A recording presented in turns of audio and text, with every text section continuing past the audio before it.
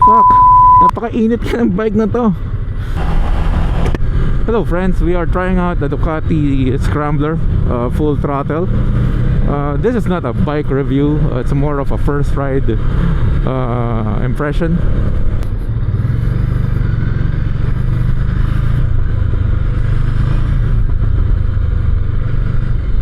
So spec wise, this bike is 803cc, 73 horsepower at 65 newton meters of torque. Although on paper 73 horsepower lang siya, ano, pero yung acceleration niya napaka responsive. If I would put a word to describe this bike, is napaka liksi. Para siyang kiti-kiti. Very agile and nimble siya. Ang daling i-maneuver ng bike na to. Brakes, ang ganda rin ng brakes. Kaya nararamdaman ko na yung init. Grabe, mainit talaga siya. Yung iba nag-go pa, no? Kahit naka-red. Yan.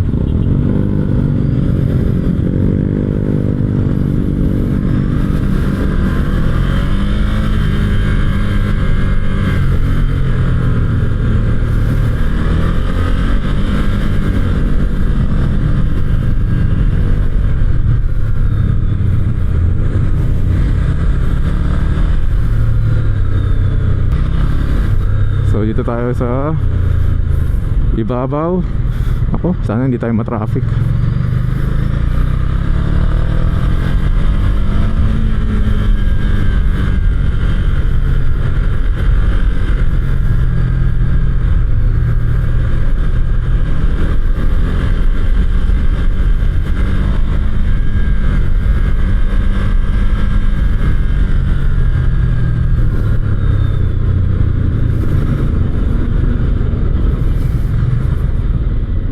Dali rin niyang i-weave through traffic.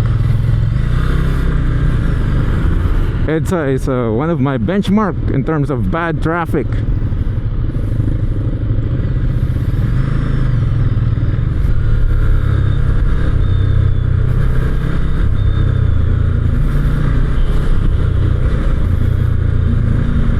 Isa to sa mga lugar na ayaw kong pinupuntahan pag nakamotor.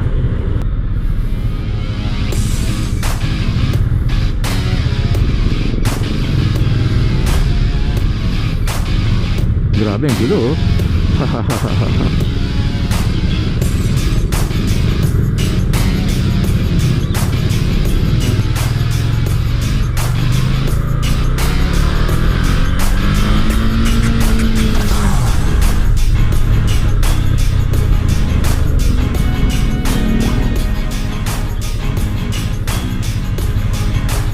So naka sports mode tayo.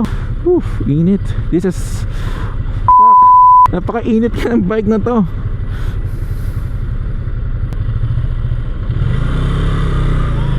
Init.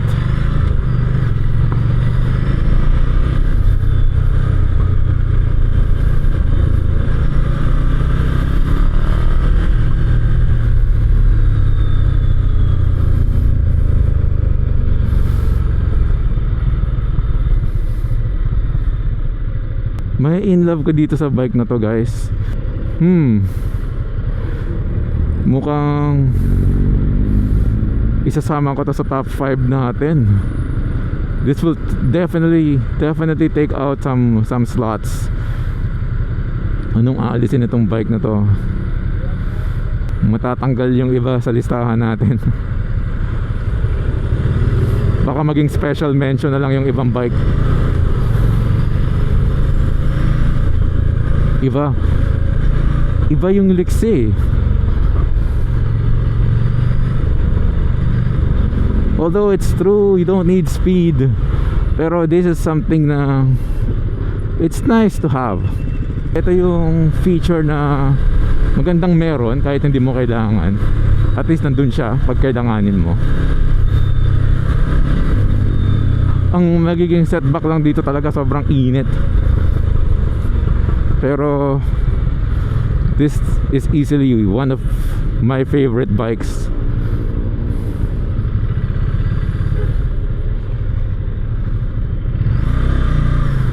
magre-reassess tayo ng top 5 list natin.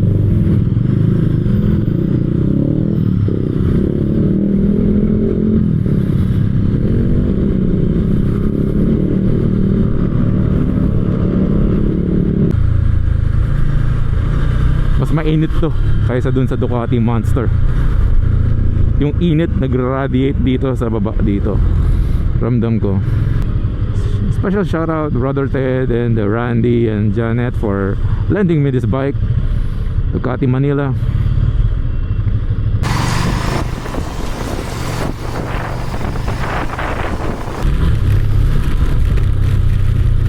Overall, summarize natin tong bike review natin. Itong bike na to, lalo na pag naka sports mode siya, hindi siya para sa newbie. Yung CB 650 natin pwede sa newbie eh. Ito hindi eh. Sobrang torquey. Itong motor na to, pag hindi ka careful, if you're not disciplined, may paglalagyan ka dito sa motor na to.